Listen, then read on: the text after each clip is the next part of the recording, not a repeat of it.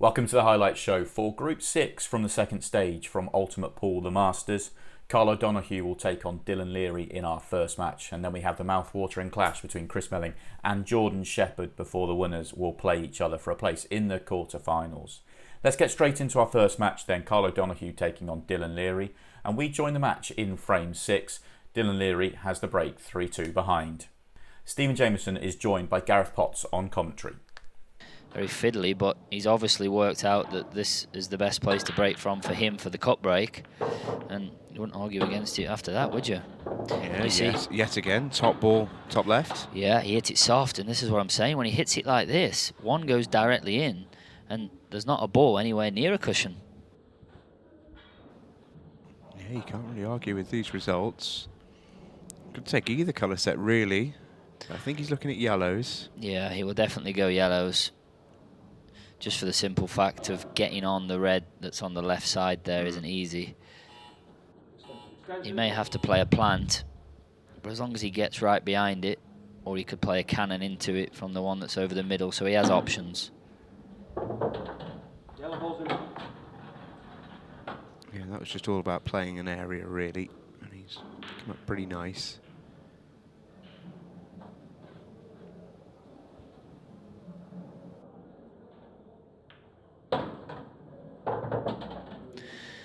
So he's going to drop this one into the right centre, and he's going to find the gap with the cue ball, and he's going to pop the bottom one, and he's going to just screw out. I like that as well, because you don't have to worry about the cannon then. See there, the gap is nice and wide, straight through the gate.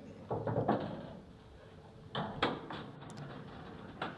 only other concern is that the right-hand yellow of these triangle ones there, yeah, it didn't pass into this corner, so he's purposely held on it into the middle, and he's short. This is now a bit tricky. Yeah, he's going away from his work here. He's going to have to then take the one that's on the bulk line as his penultimate ball, and then he has to get back down the table for this one, then back up the table for the 8 ball. The cue ball is going to do some miles now. And now he's ampered over the red. Yeah, he's okay angle-wise, but it's just an awkward shot, really, isn't it? Yeah, I think he might have to take his medicine here and just pot it and let the cue ball hold on the red. Unless he wants to play the double. He does.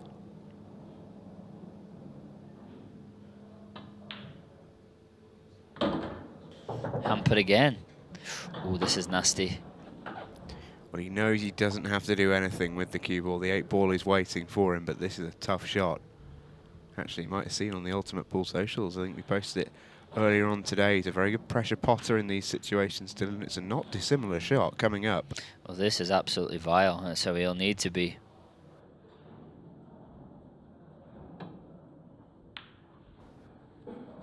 Flips it off the near jaw.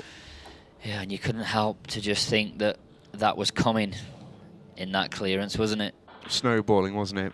But it's amazing, really, the difference it makes, just a couple of inches on one shot.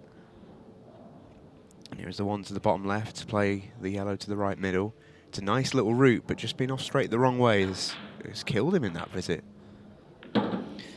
Yeah, double whammy. He left Carl the perfect angle on that red to pot it and kick the only awkward-ish ball down towards the pocket. And you feel that this time the mistake will cost him the frame. Yeah, it'd be blown away if it didn't.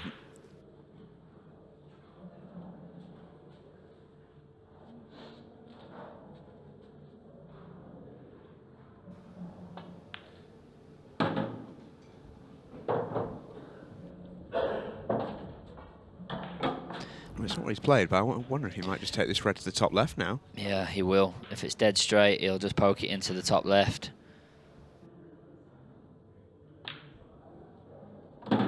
Yeah, happy little accident for him. That's worked out lovely.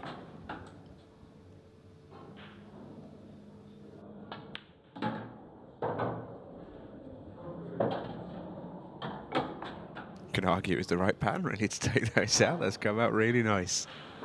Karl O'Donoghue back to 2 in front. And it actually hits much nicer than I thought it would. To me, using a black shaft is just completely bizarre, but it does actually hit much nicer. The only thing I will say with it is it feels very American cue-like in terms of the butt, and he said that he feels the same and he's looking at getting that part of it changed. But yeah, each their own. And as I said, Karl uses a maple shaft, so basically it's not ash. It doesn't have the grain in it that an ash cue has, and you see that there. How well did he cue that? I mean, that's a pretty special shot, isn't it? I mean, that was like bullet straight, and that was the point I was getting to. Was you just look at the reaction on the cue ball there? It was effortless, wasn't it? A lot of reaction by hitting it very, very softly. Of course, a lot of that is down to technique and timing, but I do think his cue looks nice in terms of very responsive. Just watch this. Cue ball comes back in a dead straight line from the gap that it's gone into without touching any of the reds. That was a fantastic bit of cueing.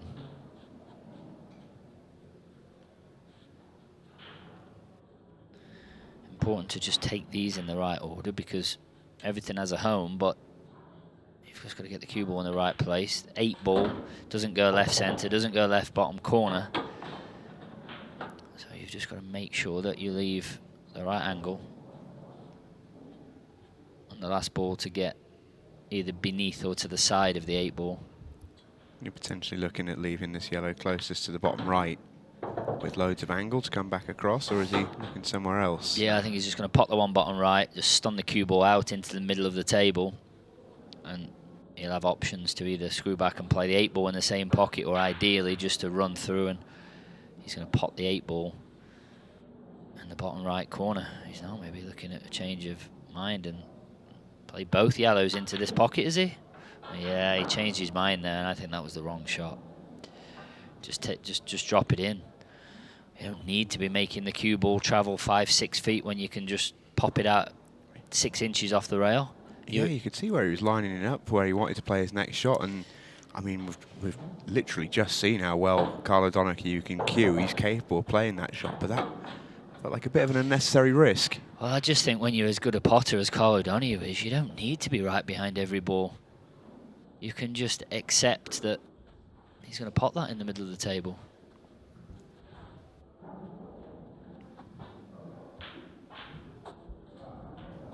I've not seen many mistakes from Karl O'Donoghue tonight, but that's certainly one. And Dylan will be keen to punish it.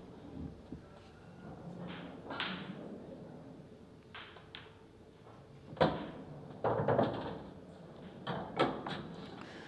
he would love to have that one back, because I'm sure he'd be the first to tell you that that was the wrong way of playing it. But what it has done is it's give Dylan a great opportunity to get right back into this match, because at 5-2 it is alarm bells a little bit. 4-3, you're right back in it. Not only 4-3. Oh, that's a terrible shot. Oh, Dylan, what have you played? Well, he played neither, did he? He neither held it enough for left corner, or neither did he stun it across enough for right corner. If you stun it across for the right corner in the same pocket, you can be absolutely anywhere. Now this is thin, and the cue ball can be anywhere. Oh, cued that well. Where's the cue ball? It's safe. Oh, Dylan's got away with one there. Does it even pass right centre? Well, he needs to hope it does, otherwise it doesn't have a pocket.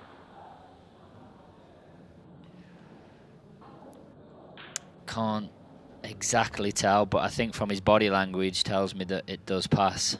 Oh, he's had a rub. It did look tight. It did look very, very tight, and so it proves. Was there any room for this? Well, from the overhead, it looks like it doesn't go. I think there was the room, though. I don't think he'd have played it if it didn't go, so we have to presume that it did, albeit probably half a pocket.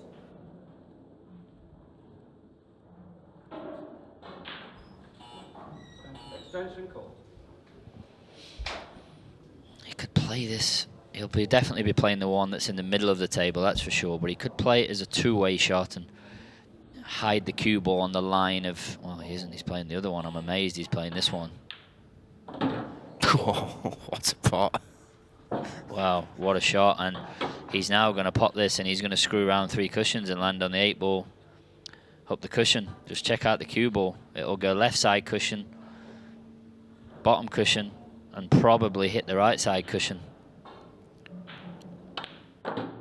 1, 2, 3. I mean, that is some serious brass neck on Karl O'Donoghue to play them 2 shots that way around. Talked about that sort of natural aggression and confidence he has. There's an example of it. Not a thought to a 2-way shot where if you miss, you hide the white and all the rest of it. He's just rolled those 3 in. That was serious. Yeah, and hit the black nice as well. Dragged it in, give the pocket every chance. The next 4 frames were shared. Dylan Leary now breaking off 7-4 behind. Stops and the clock restarts. So his theory on it was that, you know, when you're stunning balls in, it feels like you've got way less. Try break for Dylan Leary, and Karl O'Donoghue has a chance to win the match. Yeah, it's an interesting point. I think as well that the comparison with the snooker is, I suppose you've always, in a pack of 15 reds, you're always going to have more than one option, so you don't have to necessarily, you can play areas a little bit more, and you know you've maybe got 1 of 3 and all the rest of it. Sometimes when you're getting down and dirty into the deep end of these frames, you've got 1 way to do it, and that's it. And figuring that bit out can take a little bit more time. Yeah, and I think the point is that, say you were stunning up for the blue or a bolt colour, you roughly know where the cue ball's going to be, roughly. So you can be in position, ready for when it gets there, and of course they don't start the clock until it completely comes to a standstill. Yeah, it's got to run a longer distance as well, so you got a little bit more time to work with. Got a bit more time, and that, you know, and that was what he was saying, which I thought was, yeah, it was a really good point. Yellow ball's in play. So yellow's then for Karl O'Donoghue. I'm assuming this yellow passes to the right centre. I think it does, and if so, he's okay. And now the No, it doesn't. Match clock does start to become a factor, because Karl uses most of his allocated 15 seconds on every shot here. That's going to chew some time off the clock. Well, he may not need to worry about that in the end anyway. The yellow in the middle of the table's tricky. He's going to go into it now, I think. Well, so he does. But doesn't go. That was a tricky finish, not the sort of finish you want to be taking out on a 15-second shot clock. When you're sort of figuring out on the go, he felt like he had to go at that point. I wonder if there was a little part of Dylan Leary that just thought, I don't mind him having a go at these. These are tough. Because now Dylan can run this out pretty quickly, you'd expect.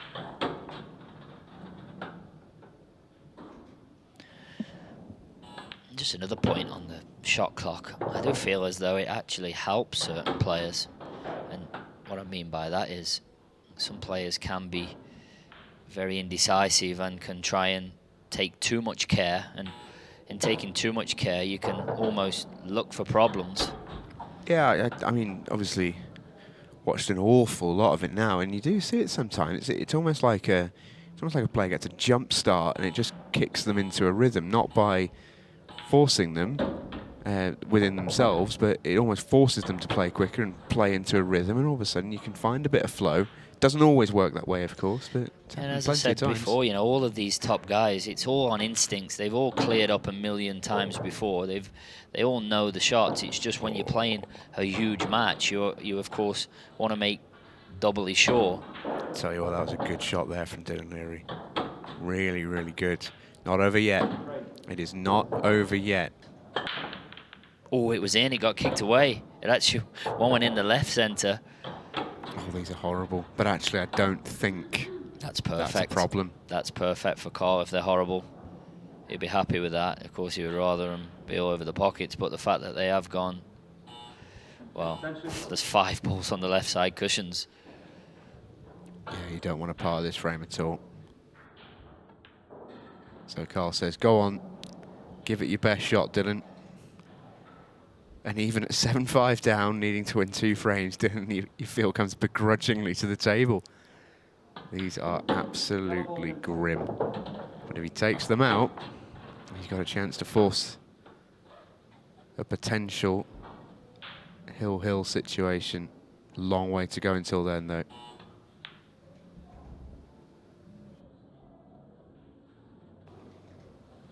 I think Carl's MO here will just be to continue to make things ugly. 2.5 minutes. Eat as much clock as you can. Drag it out. Yeah, he has a loss of turn shot. He's not seeing it, but... Oh, potting that one's not the end of the world. Yeah, if he pots the one in the right corner, and then he can play the loss of turn, the one up the line. Get the cue ball in a place that he feels is most awkward. He has to use extension twice. Go on, it stays up. That was pretty much an unmissable shot, but, well, Dylan knows he's got to get things moving. So tries to double straight away. Doesn't get the fluke. Now Carl just has to pot at least the 3 open balls, I feel. Should mention that the golden break and duck is in operation, so if Dylan can find a way to win this frame, he only needs a break to potentially try and initiate a golden break and force a 6 red shootout.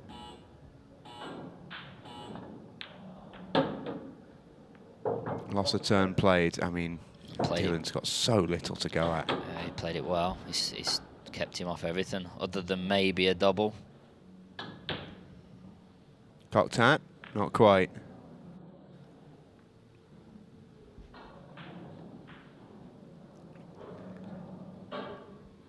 Carl can find a way to pot one, that should be it.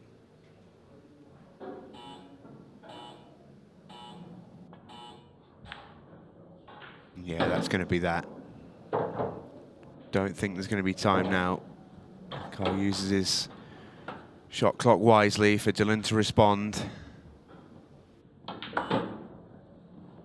He sort of crept over the line a little bit, Karl O'Donoghue, but he has got there. Probably has been the player who's made the fewer mistakes. Yeah, I think that's for definite. He has been the player that's made the fewer mistakes, and I do think that he deserves the win. He wants to get it done on the scoreboard, and he will. That's an 8-5 win for Karl O'Donoghue. Super performance from the Irishman, who just about sneaks past Dylan Leary. On to our second match of the night, where we'll find out who Karl O'Donoghue will play in the group final. Jordan Shepherd taking on Chris Melling. The opening 6 frames were shared, and Chris Melling has the break in frame 7. What they do is, I think that's how they play in practice, and that's how... What about that for a break? It's going to be dry. And incredible. You cannot hit the break any better than that. The cue ball comes back, and then just check the cue ball out here. Comes back, and then boom, stops dead. You can't hit the break any better than that. And he's dry. The break before, you can't really hit it any worse. And he had an unmissable finish.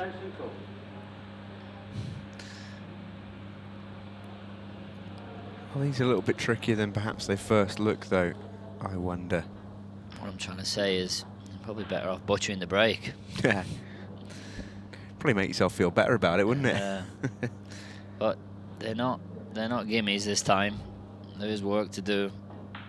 I think you'll get close to getting him if he doesn't get him, but there is still work to do. He has to play a cannon of some sort on the red that's tied up in between those 3 yellows, and he may play it now. I thought he had a nice angle to maybe come down and go into it then. I think he did. I think he just stayed on that angle. Line looked about there. Yeah, the problem with the angle he's left now is he's coming into the sort of backside of it, and it's easy for the cue ball to slip off him and come down towards this left corner.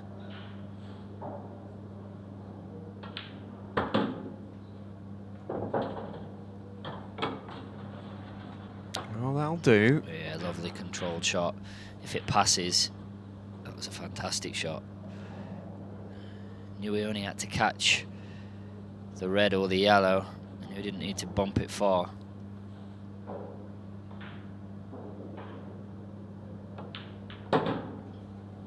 Always tied the 8-ball there, has he?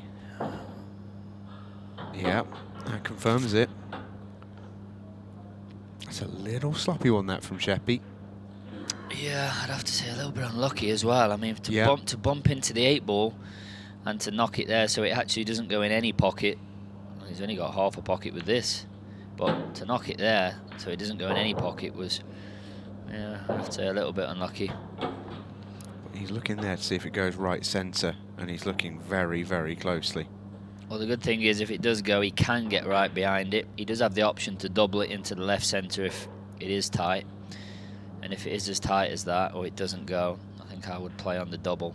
I think you've got a big margin of error to land in, and that's what he's going to do, I think. Yeah, looks like it. What I always like to do when I play positional shots like this is pick a target. So, for example, you see the line that's in the middle of the table there. I would maybe say, right, I want to be in the middle of that line.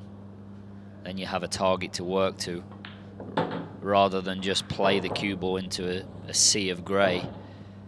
If you've got a target, it's much easier to get there.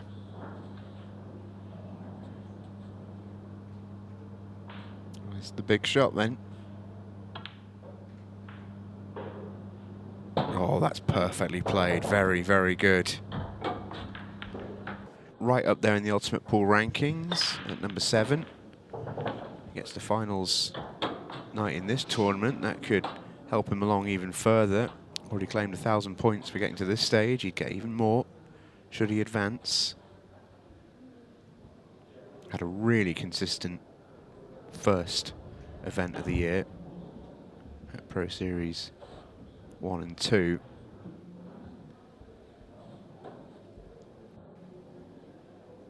They ran to 2 back-to-back last 16s.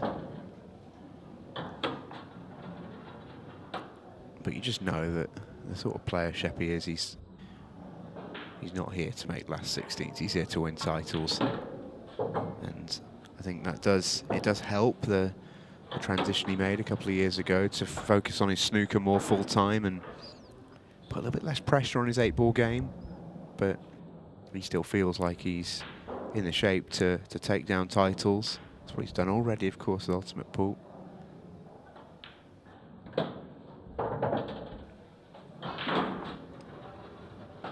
From the overhead, it looks like the 8-ball doesn't pass, so it has the perfect yellow to play a little nudge into it if it doesn't.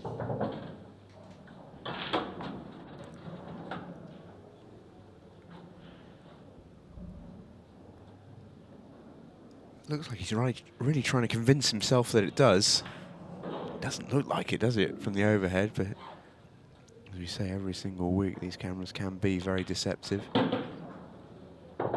Judging by him going this way, it must pass.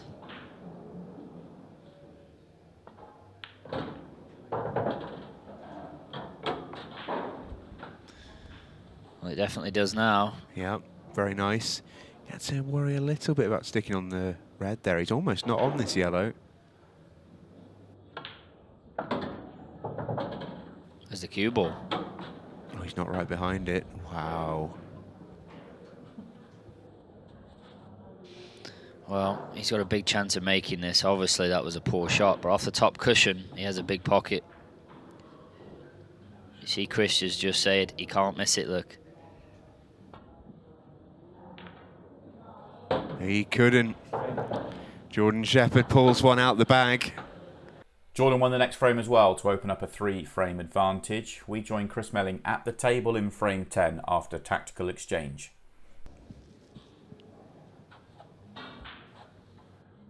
Yep, even with that.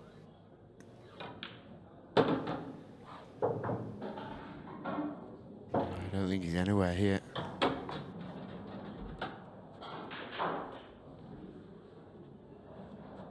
Well, he's looking at potting this and coming off the 8-ball. Check out the cue ball off the edge of the 8-ball into the problem. Ooh, good effort. Well, I mean, how quickly has he seen that shot? That's amazing, really. I thought for a second he was casually going to kick that into the middle pocket, but that was as frustrated as you ever see Chris Melling. Just threw his arm through that one. Didn't foul, but had no intention of opening up that side of the table for Sheppy.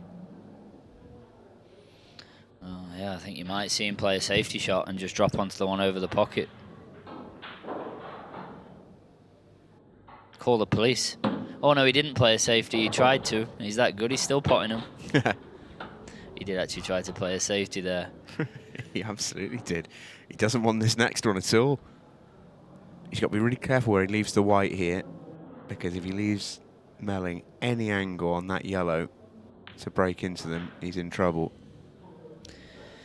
Yeah, he played a clever shot, because if you get the cue ball close to the cushion, of course, you're restricted to what you can do with it, as in, you can only hit the top of it.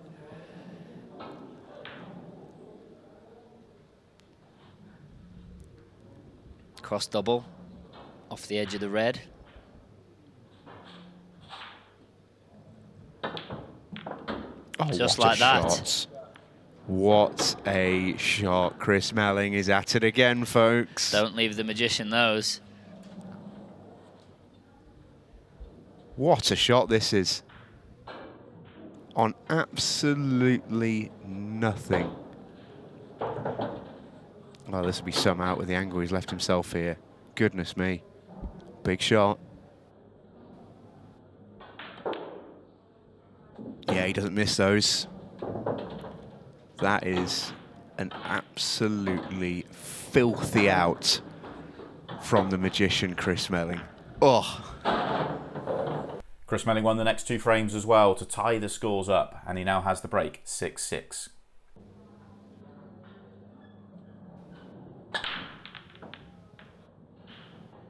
Nearly a golden break, but it's dry again. I can't believe what I'm watching. Oh, that's ridiculous. Extension call. I can't believe what I'm watching. Although he didn't hit that one as nice. Well, I absolutely agree, but I mean, we're splitting hairs there, aren't we? Yeah, he lost the cue ball to the side. He got a bit of spin on it, but although, having said that, to hit the break consistently as he has, especially the 3 previous.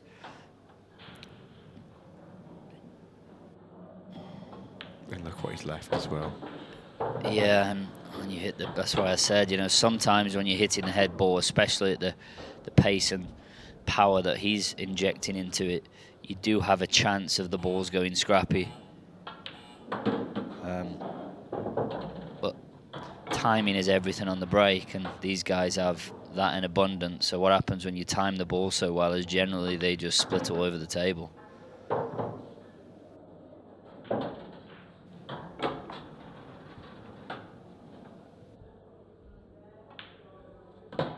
And of course, at 6-6, you're in a position where you hit a break like that, and there is no guarantees that isn't your last shot in the match. Jordan Shepherd is going to go 7-6 in front here. In a race to 8. He knows he's got the break next to potentially take the match away from Chris.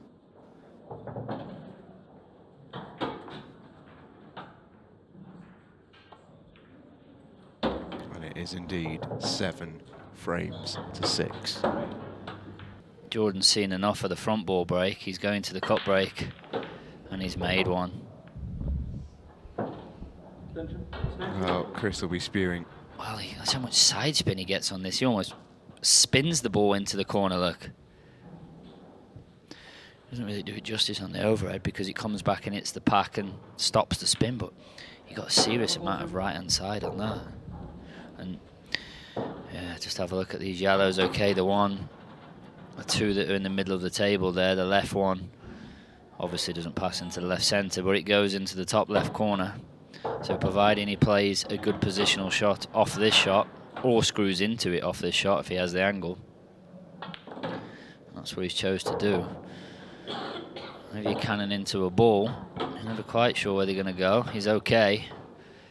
Yeah, I felt like that was a little bit of a needless risk, but Sheppy's fine here. Is he a fraction short? The overhead says yes, but I think he's just okay. He is a fraction short. He has to grip this.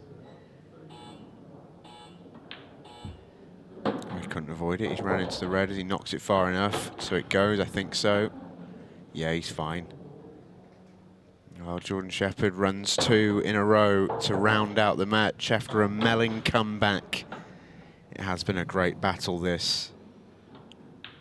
Super contest, but it's Jordan Shepherd who gets over the line. An 8-6 win against Chris Melling. Straight on to our group final, Jordan Shepherd taking on Karl O'Donoghue. The first 5 frames went with the break. Jordan Shepherd now has the break at 3-2 behind. Trailing 3 frames to 2.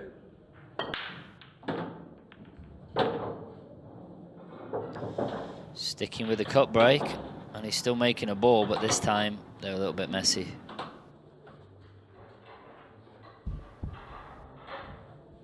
Hit that second ball a little bit thicker this time. I don't know if that was intentional or not, but definitely was a little bit of a thicker contact to it, and these have gone a little bit bunched. There's 2 sets of problems on yellows, and there's 2 problems on the reds.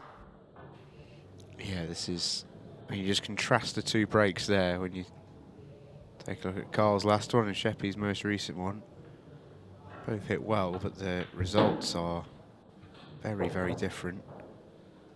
Oh, I say there's 2 problems. I was going to say, he's had a great shot there, isn't he? Yeah, I wasn't sure that this red in the middle of the table here next to the 2 yellows, that it passed into this bottom left corner, but I can only presume the way he's played that shot that it does. And the fact that he's finished pretty good on the double, and he's still pretty good on the double, and he can swing the cue ball around 1, 2, 3 cushions and land on a choice of 2 balls. So I like this pattern. Well, he's now rerouting again. Oh, now needs a shot. Same principle. In and out of bulk. Nothing for long here. Too long, he'll snooker himself.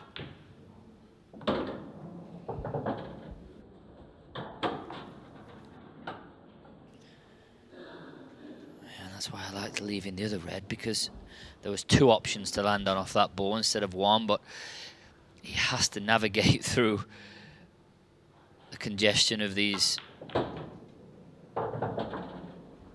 and he's been quite fortunate because he didn't mean to catch that yellow on the way through, but he has, and he's on the double, albeit not an easy one. It could have been worse. Slides on him. And after all that, Jordan Shepherd won't get out.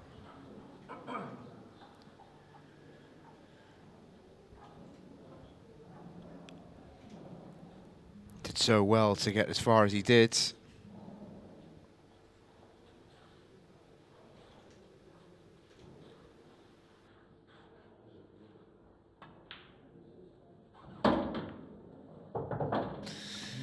It's not ideal. No, that was tentative, wasn't it? He knew he was cannoning into those 2, and he was never really going to push him anywhere else at that pace. So I think this is the time where the percentages that I talk about say you don't have to go at this visit.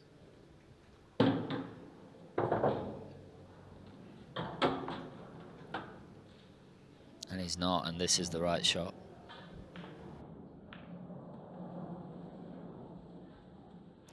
Yeah, I think doubly so, because the 8-ball doesn't really have a pocket to sort of go near, even if Sheppy gets a strong contact on this. He was massive, massive odds against making it.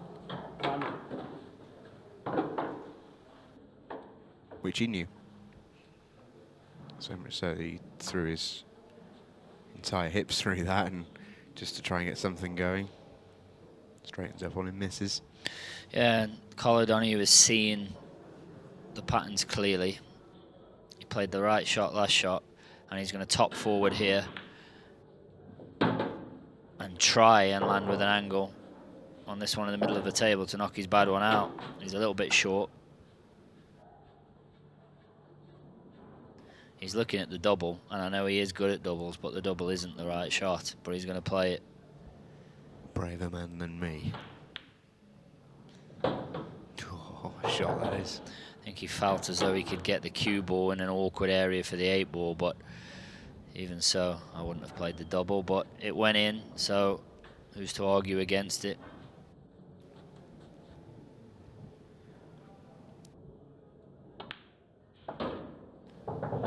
Strikes the ball with authority, doesn't he? Yeah, he does. And you know, I think yourself, you come from that school of thought, and I know whenever I commentate with Mick, he's exactly the same. It's almost as if doubles aren't really a part of your guys' patterns, really. I think, you know, you look at it now, and for so many of the players coming through, especially, and for players like Carl as well, who've been around a while, but probably not quite as long as you guys, that they are a factor. Went high. It went high, hit the top knuckle, but that doesn't matter. Another red went in, and he's going to have a fantastic chance to go 5-2. Yeah, been superb as O'Donoghue, got to say. So the reason he went high was either harder than he's been hitting him, or a fuller contact on the front ball than he's been hitting him. I think it was probably the latter, but either way, it doesn't really make any difference as long as you make a ball.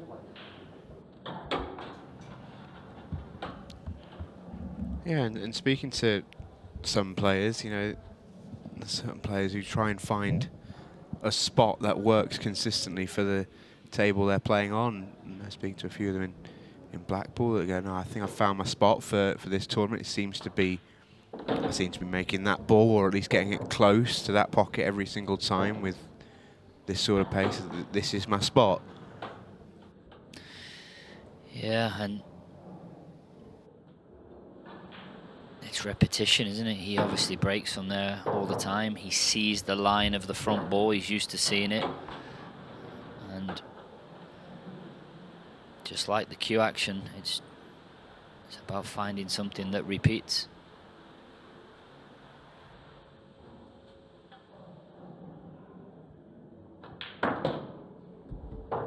Played nicely. He's slightly off straight the wrong way, though. He'd love to be straight in on this yellow to the bottom left, but I think it's straight enough to make no difference. Yeah, I was listening to the Masters at the weekend, the golf, and listening to Butch Harmon, who is one of the most successful golf coaches ever. He's coached Tiger Woods through the peak of his career, and he says, we were talking about people's swings and different things, and he said the swing doesn't really matter. What matters is that it repeats. If you find something that repeats and you do the same thing every single time and it holds up under pressure, that's good enough.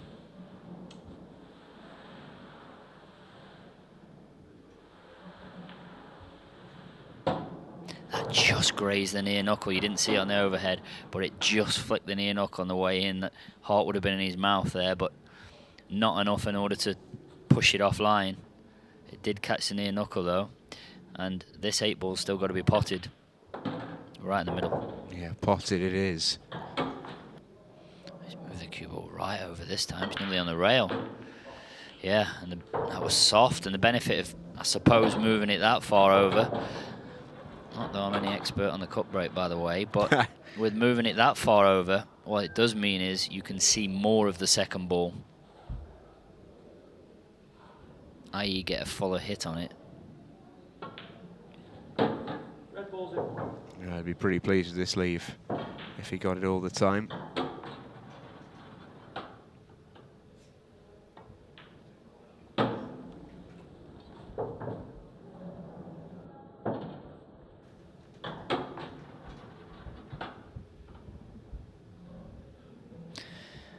Again, match clock isn't going to be a factor, but this frame is huge in terms of 6-2-5-3. Of course, every frame's big from here on in, but you do not want to be 6-2 down a race to 8.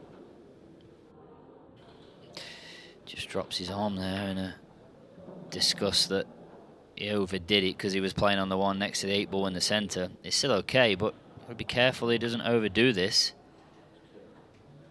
Oh. He was so paranoid about overdoing it, he's undercooked it by quite a long way. Yeah, and that's obviously what you get with all the clearances and the quick stuff and some of the amazing stuff that Jordan does. What he also sometimes does is gets careless. And that definitely was careless, because when he started out that finish, you would have, well, had your house that he wasn't going to miss from there. And what I like, once again, Karl seeing it exactly clearly. He's playing the loss of turn shot. Loss of turn. At this point as well, is this almost, will this be an irritant to Jordan Shepherd? I'm not saying Karl's playing out of gamesmanship, but will it have that sort of impact as well? No, I think that he'll be more irritated at the mistakes he made, especially that last one, given where the balls were. But he'll know full well that the shot Karl O'Donoghue just played was the right shot. It wasn't like it was a shot to annoy him. It was the loss of turn was the right shot and the percentage shot. And Jordan will know that, but this is now at that point that I said that 6-2 is panic stations for Jordan. And when you have a player of Karl O'Donoghue's quality that's 6-2 ahead against you, that he's a confidence player, and when he gets his tail up, he struts around that table, and it's a tough task to say the least for Jordan from here. And the other problem you have is it's not necessarily in your own hands now, because he's going to need some mistakes or some dry breaks from Karl. He can play faultless from here and obviously still get beat. But the way it looks at the minute, Karl doesn't look like making a mistake to me.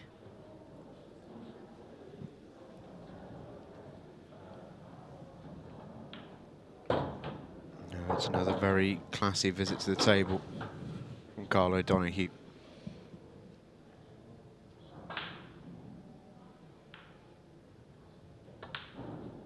Ready. 6-2, 2 away. Karl won the next frame as well to open up a 7-2 advantage. Jordan made it 7-3 with a very quick break clearance. We join Karl with the break in frame 11. Right, it got kicked, but it got kicked straight into the top right. And it's going all right for Karl O'Donoghue at the moment. Yeah, and here's your chance to book your place in the final 8, because these reds are exactly what you would wish for to win any match. You just have to hold yourself together, Red ball's in point. take the balls in the right order, back your cue action, keep still on the shot, and get the job done.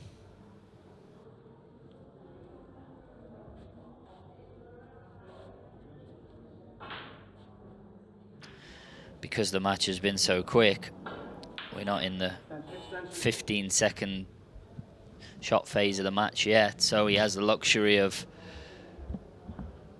the time to work the pattern out. I think he's probably quite grateful for that, Karl O'Donoghue, really. Obviously not been an Ultimate Pool Pro for very long, and he's still very much getting used to that side of things, He'd although like- that's probably the worst shot he's played tonight. Yeah, he'd like that one back. Well, at least in this match, at least. Got that one wrong. And if he can't find a way out of it, all of a sudden, the frame potentially goes by. Can he find a way out of it? He's looking at the cannon. White onto the red over the right corner. Well, it's somehow potted the yellow, so that's loss of turn.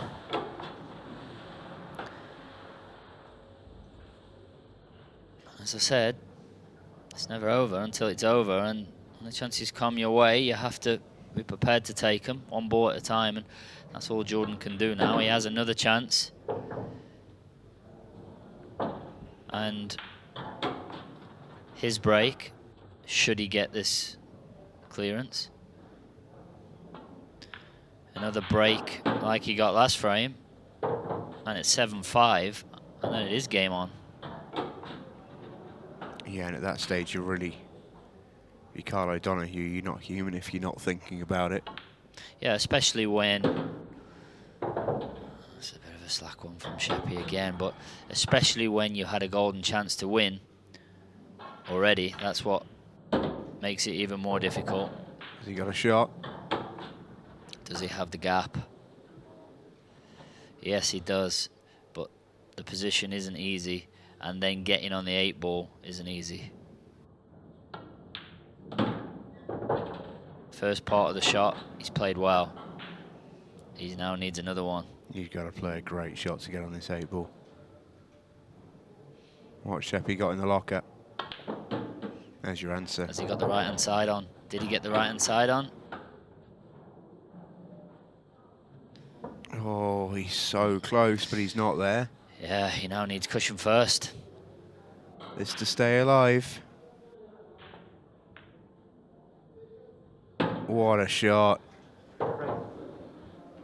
A break clearance and reverse clearance made it 7-6, ramping up the pressure on Karl O'Donoghue, who we join at the table after a tactical exchange in frame 14. That's on that top left corner, and he has the problem, as I said, of that shot clock, which, as I said, when it first changes to that, the first frame, Yeah, it's brutal. it is brutal. And people sitting at home that haven't experienced it don't understand quite how brutal, especially when you're in the heat of battle in a match at 7-6 and you have a tricky finish. He's now feeling like he has to rush. Oh, is that just gone awkward? It's It gone, has. well, it's gone completely wrong. Well, well, well. He had a great chance at him, but as I said, I think, well, I know that Jordan will have been over the moon that he was going for them yellows. Although he probably should have ended up getting him in the end. I think it was the wrong decision to go for him. And I think it was the wrong decision to go yellows. I think the yellow, well, the one next to the one that Sheppy's playing now, I think that went as well. I think that kick shot was a fraction away from winning the match for him.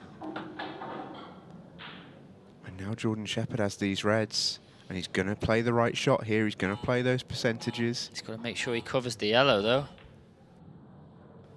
Played that well. He's judged these really well all night, actually, Jordan Shepherd. Okay, there's a kick shot, and he has a very high percentage chance of making it because look at where the two reds are. He can pot this yellow off either one of those two reds. Oh, wow, we found the gap. Well, that is incredible. We get a chance to have another look at this, but the yellow, it actually finds the gap between the two reds I was talking about and the pocket. And that gap was not big. Oh, wow. And Sheppy misses one. Oh, wow, that's an unbelievable miss from Sheppy. Just check this out. Look at the yellow. It goes in the gap. That would have been match ball. As it is, This is match ball. Because if he screws on off the side cushion here and gets on the yellow, he's won. and he's there. Oh, Karl O'Donoghue's been put through the ringer here. He has been put through the ringer. But he's fought off a brilliant Jordan Shepherd comeback. And Karl O'Donoghue composes himself. and punches his ticket to the last 8 of the Ultimate Pool Masters. Brilliant stuff from Karl O'Donoghue. Well, a brilliant performance over the course of the night for Karl O'Donoghue, and he books his place in the quarter-finals. The whole night is available to watch on Ultimate Pool TV, or if you're looking forward to next week, then this is our lineup for you. Ben Flack, Jake McCartney, Tom Jones and Craig Lakin will do battle in second stage Group 7 of Ultimate Pool, the Masters.